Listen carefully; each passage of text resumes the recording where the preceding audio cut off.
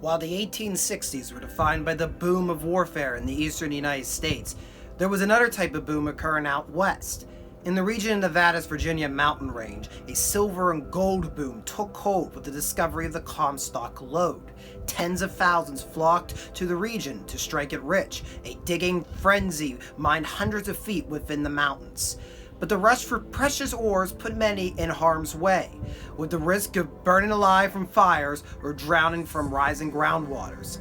It would take a decade-long construction project to alleviate some of the hazards placed on prospects, but not before one tragedy would scar the battle state.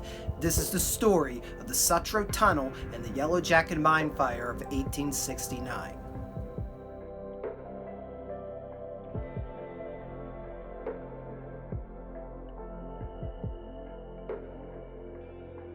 Like many entrepreneurs in mid-19th century California, Adolph Sutro turned to the developing silver and gold mines of the Comstock Lode. But rather than seek to strike it rich by drilling his own mine into the mountainside, he turned to capitalizing on removing one of the biggest nuisances in all mines: water.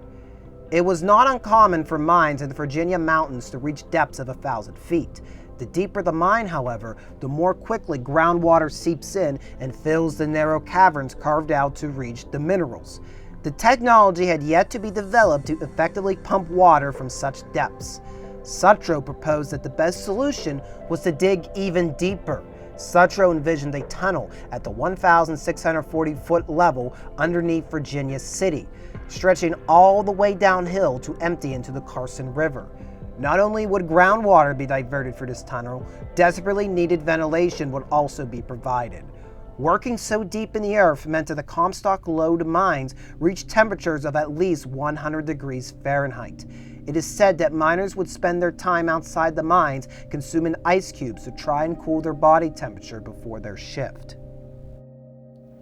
If Sutro could get his tunnel built, it would be the exclamation on a series of innovations as a result of mining in the Comstock Lode. From the improvement of safety cages to TNT replacing nitroglycerin. The most notable was the development of a system of mining involving honeycomb-like scaffolding to keep the loose rock from falling down upon the miners, a practice called square-set timbering. These innovations kept large-scale accidents a rarity in the Comstock Lode, but did not mean the mines were safe. One could burst open a pocket of water without warning, being swept away. The excessive heat of the mines made the task of swimming to safety nearly impossible. The mine workers earned the ominous moniker of hot water plugs. Word of a drainage tunnel decreasing this threat was more than welcomed by the 5,000 workers in the region. But several key figures were not sold on the idea. Or if they weren't about to allow Sutro to walk in and claim land that they may prove to hold untapped deposits. Although Sutro successfully got a grant from the state of Nevada to purchase the land where the tunnel was proposed to be dug, California banks cried monopoly and refused to fund Sutro's project, with several newspapers smearing the endeavor. Although the Sutro Tunnel Company was officially incorporated in 1865, the project would languish while it looked for more avenues of investments to begin construction. Mining continued exponentially in and around Virginia City, especially within the mining suburb of Gold Hill. Several shafts cut down into the mountains here, including the Crown Point, Kentuck, and Yellowjacket mines. These mines were part of a large system of gangways that intersected all three shafts. The Yellowjacket mine alone employed 300 men. They reached over 900 feet down into the heart of the earth. At these depths, only the light of candles mounted to the wooden timbers gave any form of visibility. In the early morning hours of April 7, 1869, miners settling into their shift found the 800-foot level becoming choked with smoke. The crackling of pine timbers breaking down from fires dominated over the cries of disaster. Only the smoke rising up through the Yellowjacket shaft notified other miners what was occurring below. Air being funneled in from the Kentuck shaft only fanned the flames, allowing for the fire to spread quickly through much of the lower levels of the three shafts. The fire now seemed widespread, and every miner rushed in a frenzy to the shaft to be lifted to safety. But the crews above could only go so fast with the few cages available. at around 7 a.m. as the cage of the Crown Point shaft just made it to the top with the first load of survivors, an awful crash was heard from below. The last of the timbers of the 800 level had given way. A cloud of smoke, dust, cinders, and flames encased the mine below. In the first few days since the fire started, only a few bodies near the shafts were able to be recovered. It was decided on April 9th that temporarily sealing up the entrances was the best option. Hopefully, it would snuff out the flames. But when the mines were reopened on the 12th, the fire was found to be still volatile in the Kentuck shaft. Just 3 bodies were able to be recovered before the mines were resealed on the 19th, with chances of survival for those that remained fully dashed. When a rescuer rode the cage down into the Yellowjacket shaft, he only reached the 500-foot level before dying from asphyxiation, plummeting to his death. By May, the decision was made to permanently seal sections of the mine in hopes one day the flames would finally expire. Only 31 bodies were ever given proper burials, with 37 confirmed to have died from the Yellowjacket fire.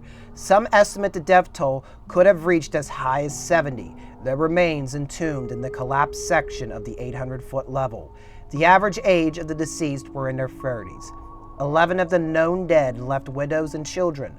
1 miner was reported to have been married for just 10 days. At least 2 of the deceased left behind a wife and 5 children. What caused the fire was never officially determined. A generally accepted theory is an overturned candle was left near a dry timber long enough to catch fire. What would go down in history as the worst mine disaster in Nevada history was the last straw for many miners who demanded some sort of change. And waiting for an army of support was Adolph Sutro. Although his claims that his drainage tunnel would have prevented the Yellowjacket disaster are questionable, nobody could deny the change of opinion of his mammoth proposition that summer of '69. On October 19, 1869, construction officially commenced on Sutro's drainage and ventilation tunnel.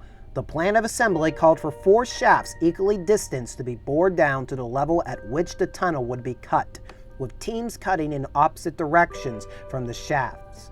This would hopefully quicken the time to bore and provide better ventilation for the workers. However, tunneling teams periodically would cut into large concentrations of water that would flood their works. By 1874, the 2 northernmost shafts had to be abandoned, greatly slowing down the bore rate. Also hampering the tunnel crews was ever-increasing temperatures within the tunnel. An 1873 reading indicates the tunnels were at a relatively mild 72 degrees Fahrenheit. But by 1878, they were found to have reached levels of 109 degrees Fahrenheit. And while the mouth of the tunnel was a rather spacious 14 by 10 feet, once inside, the space was shrunken to just 7.5 by 8 feet, with additional work made into installing roof pillars and the 2-length of track that bordered the central drainage ditch. Finally, on September 1st, 1878, the Sutro Tunnel at last broke through the walls of the Savage Mine after 4 miles of digging. It's claimed that almost immediately a rush of air swept through both the mine and the tunnel, dropping the level's temperature down to 90 degrees. It was taken nearly a decade and over $5 million, but Sutro had finally achieved his vision. The tunnel company planned to recuperate their losses through fees of drainage rights, as well as charging for excess removal of ores by the ton. However, the decade of digging into the Comstock Lode had allowed for further technological advances. Several mines that may have used the tunnel in 1869 had now installed new water pumps and updated ventilation systems. The Sutro Tunnel would never reach its 4 million gallon capacity.